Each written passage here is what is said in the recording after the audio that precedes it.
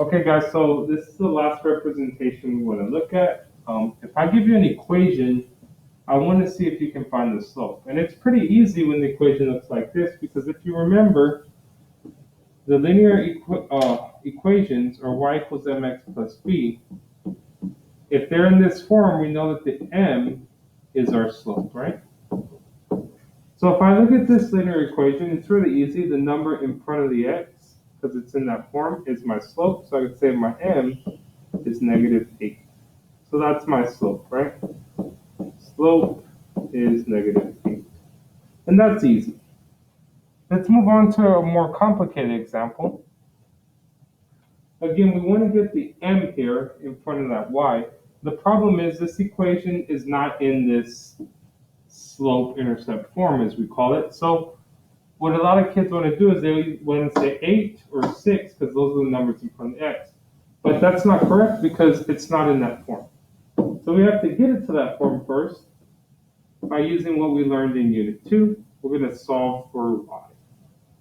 So I'm going to distribute this 6. So I have 6x plus 6 times 3 is 18 is equal to, everything on this side comes down, and we drop our ladder and we start solving, right? Remember, we're going to box the variable we want to solve for, and we're going to try to isolate it. So I want to get rid of this x here. Have a minus, so I'm going to use my calculator. 6 minus 8 is -2. So we have -2x plus 18 is equal to -4y. Now we're almost done. We look a little closer to this equation. The last thing we have to do is get rid of that -4. So since we're multiplying here, we're going to divide. And whatever I do to the left-hand side, I do to the right-hand side. And since we have an addition, we have to do it to everything by -4, right?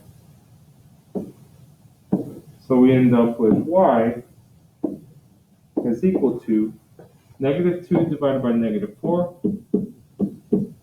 is 0.5. So I'll put 0.5x. Then 18 divided by -4 is 4.5, so minus 4.5. You notice now that this equation is in mx plus b form. So we can say that our slope here is 0.5, or our m is equal to 0.5, right? So just remember, if your equation is not in this form up here, we have to actually get it in that form by solving for y. And then it's pretty easy. We just take the number in front of the